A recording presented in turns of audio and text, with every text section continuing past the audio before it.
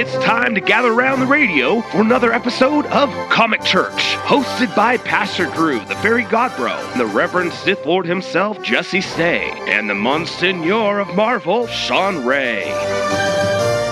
Broadcasting live from the K-Talk Studios, KBJA 1640 AM, and streaming live with video on Facebook. And now, Comic.Church.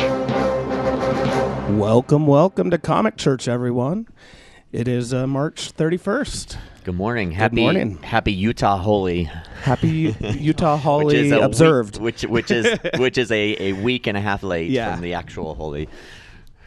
But the Holy Fest thing that's going on. Yep, that's going on down in Spanish Fork. If you've ever had the opportunity to go, it's a really cool experience, but enjoy the cough afterwards. And I've heard they bring blankets to cover yourself when you get into your car because it does make a mess. It does. And it's actually a good reason to come visit Utah if you have the chance. It's one of the better celebrations of that in the United States, I think. They also do it in Salt Lake later in the year as well at the Krishna Temple out here too. I've always found that's interesting, though. Okay, so I'm all about different beliefs and whatnot, but a lot of the people that go to this just go because, it's that fun thing where we throw the colors up in the air. It became so popularized that it's like the cool thing to do at that time. But do they not realize it's a ceremony exactly recreating the casting out of witches and some demonic activity and the bringing in of spring and all. Like there's a lot of stuff, and it's funny because a lot of the people that go, they have no idea. But it's like, it's fun. We throw the colors up in the air. But talk about like religious appropriation, I guess would be the. Yeah, I mean, it's a huge fundraiser for the church. So I'm sure they're like, hey, give us that money. Buy these packets of color at $9 a packet. I'm sure they're all about that. But and it's a very welcoming, open. It is. It's a cool ceremony. But I wish people would actually take the time to. They know what you're doing. Percentage of the people up there that are like, they'll talk to them and get them interested in it and things like that. But for the most part, it is like it's popular. But and that's the thing to I do. went 10 years ago now. It might have been 11 years ago. And it was cool. But the thing I noticed that I really did take notice was, because they'll explain the ceremony as it's going on, that there's a little play going on to do it. And none of the people are paying attention. They're like, is it time yet? Is it time yet? Do we get to do it? How much longer? Is it time yet? And they're all talking. Opening the presents at Christmas. But I don't know. I see that really disrespectful. It is. It is. I mean, the respectful thing to do is to know why you're there and what the reason they're having it is. I mean, if anyone were to come to, let's say, let's say just Temple Square downtown during the Nativity exhibit, and they were just to come because the pretty lights, we love seeing the lights, but miss the whole point of the reason. I think a lot of people do go for the lights, but it's. I think it'd be even. I see your analogy, but I think it would be even further. It would be like somebody who's not Mormon, not endowed, going to the temple and participating in the endowment because they like the music on the soundtrack of the video. Yeah, or going to a baptism because they like the refreshments afterwards. It's like, I'm glad you enjoy the music and you get something from it, but to completely disregard the actual significance and intention, I see that as disrespectful. Mm-hmm. Mm-hmm. My first experience with the Holy Fest and everything like that, I've actually visited India and stuff like that. Yeah. I've seen some of it. And to actually be there and participate or, witness some of those kind of things and their rituals and their things like that kind of makes you understand it a little bit more and stuff like that. And it's crazy. And then you come here and it is a little different. Yeah. Here when they do their ceremonies and stuff like that, but for the most part, it's totally different. I guess I would encourage people that do go to it, spend some time researching it, get into it. Try to put yourself in the believers, footprints and experience it from that perspective, and doing it from that intention, completely different energy, and also I almost choked there. You'll get so much more out of it than just the pretty colors, blah blah. I mean, you can go there. And you can feel the feelings of the spiritual experience that's going on there if you allow yourself to do it. And I think a lot of people miss out on that opportunity. Call it the spirit, call it whatever you want to call it. Those feelings are there as well. And I think people go just to have fun without realizing that there's this great feeling there as well that they can enjoy and appreciate too. Kind of the same way that people will go to a Marvel movie and that was a fun movie. And the ones that get up before the credits roll and leave. Yeah. Oh man. I'm like, well, I'm glad he enjoyed that out of it, but you know. Yeah. Yeah. If you truly understood the fruit which Marvel has to offer, you would partake and stay until Who is that the guy? final credit is. He only has one eye. What's going on? It's like the people that she don't green? appreciate the Captain Marvel movie. Why is she green? So speaking of movies, you guys, I had a double commitment, so I wasn't able to go. But you guys had a preview for a movie that opened up this week. Well, let's talk about that. Yeah, it was pretty good. Yeah, so we went to the screening of Dumbo. It was pretty good. Jesse brought his son. I brought like my sister and her two little kids. So we had a teenager and a few toddlers. I just wanted to kind of get the different perspective of ages and stuff like that. And for the most part, the 3-year-old didn't really pay attention. Maybe the couple minutes when Dumbo was actually flying around. Let's face it, though. I mean, unless it's Teletubbies, I have never gotten a 3-year-old to pay attention to a movie. Well, no, this kid will sit down and watch a Spider-Man movie. Wow. And that's impressive. Over, do it again. Play it again. I mean, he will watch Marvel movies and stuff. I can't get my 3-year-old to watch Spider-Man, but she's a girl. I don't know if it has anything to do with that. Not that I'm not trying to do any gender bias here, but yeah, he is all Spider-Man. Wow, I mean, it's awesome. But the 5-year-old, she was pretty much into it. She thought it was kind of sad with the mom and everything. I agree with like her. That. I mean, I'm still traumatized from watching the cartoon version back in 1982, 1983 era. I think this one might be a little. I mean, is it less emotionally traumatizing? I think it might be a little bit more. I think possibly more. I found this one was a little more politically correct, though. I mean, my son kept. I don't want to spoil too much here. How far do we want to go into this? But everyone knows the story of Dumbo. there is a pink elephant scene. I will say that.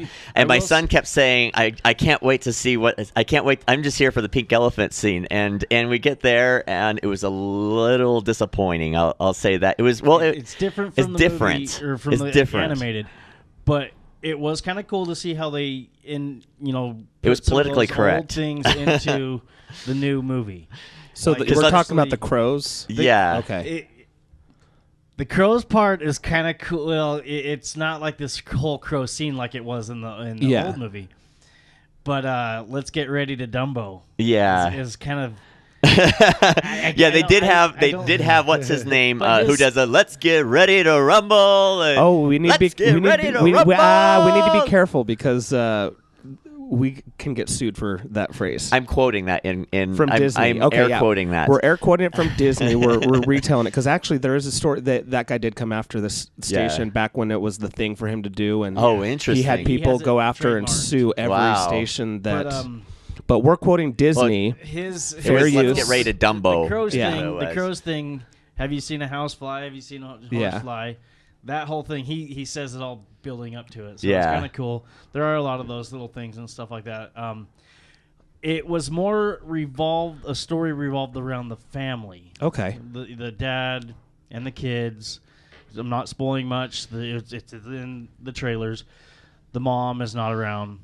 She passed away, and so the dad comes home from war, and the kids are trying to reintegrate with the dad, and he can't perform his circus act anymore because the mom's not around. He lost his arm in war, and so he gets put in charge of the elephants, and trying to establish a relationship with the kids, and he doesn't know how to interact with the kids because the mom's the one that did it, everything, and so that's kind of really where the story is. Okay. And then it just how happens that there's a story about a flying elephant that the kids find. That's what I really loved about it. It was whereas the original cartoon was all about the mom elephant and not having a mom there. We don't even know where the dad elephant was in either movie. There wasn't. It was a story. There wasn't. It was a story. Whole Anakin it was an Anakin thing. It really was. It was a story. Wow, that's our connection. But I love that they also had a dad who was single in this as well, and you saw both sides of what's it like for a kid, an elephant in this case, to live without a mom, and what's it like for a kid to not have a dad in the picture, but also a mom missing the importance of a mom. Yeah. But also it goes over the importance of a dad as well, and I thought that was really beautiful that they told here that there's importance for both a mom and a dad. Yeah. Both being single in this case, due to tragic whatever or stork, who knows. But it really showed some of that significance. I thought that was a really beautiful part of the story. It had me in tears a few times, just kind of considering some of that they were showing that significance, which is really important to me. Yeah, I mean, and it's really cool. I mean, especially to see where the movie starts, where he doesn't have this connection with the kids, and then where it ends, where they have this total connection and belief and trust in each other and everything. And because at first the kids are like, "Dad, we saw Dumbo can do this," and he's like, "No, I'm too busy. Do your childish things. Go away." You know. And then towards the end, he's putting all his trust in these kids to, hey, help me do this and stuff. It was really cool. Did Danny Elfman do the music? I know him and Tim Burton. I didn't catch who did the music. It was good music, though. Let me look it was that up pretty good music. They did. What was the name of the song? Baby Mine. Baby Mine. They had someone singing that. That was really beautiful cool. with the ukulele. Like I said, that's going to be big at some point. The I bet you they're connections from the animated to this one. That's what I was really cool is how the connections, how they brought the songs in, how they brought certain wording and things like that. I mean, halfway through it was true to the real movie. I was expecting the animals to talk to each other or something like that, which I'm kind of glad they didn't. Yeah, it was Danny Elfman. There was a moment. Yeah, it was good when you have Michael Keaton on screen, and then you have Danny DeVito on screen, and me and Jesse we turned to each other at the same exact time. We're like, "This is Batman." You got the Penguin and Batman, from Batman Returns. And Tim Burton. And Tim Burton directed it. So it was really cool. It's getting criticism right now that it's a darker movie. It is a little darker. It is Tim Burton. You have to know that. But Terror Island is where they put the mom and they dress her and they make it all scary. Let's face it though. It's Tomorrowland. Yeah. They redid Tomorrowland at Disneyland and put it in a much darker form. Yeah. But I mean, it got 50% on Rotten Tomatoes. I wouldn't necessarily say it's for young kids. I mean, I think it's almost geared towards the kids that grew up with it, watching it when they were younger. That got traumatized. Now my teenager liked it. Are we watching it? Yeah, I mean, a little older, not so much toddler-age children, but I mean, go and enjoy it. It was pretty good. I think 4 or 5-year-old potentially could enjoy it. I like the story, how it didn't necessarily copycat the entire animated movie. And kind of made it new again. I'm worried about them doing a lot with a lot of their other movies, Aladdin and Lion King and some of these, that we're going to get an animated live action screen for screen, shot for shot. Yeah, I think it's that there was a really nice part in it. The girl in the movie, she talks a lot about scientific method, and it's about her and her potential as well as a woman, and I really liked that element of the story as well. Overall, it was pretty good. I like that a lot. So that's Dumbo, open in theaters right now. We'll be talking Disney and Fox when we come back after this quick commercial break.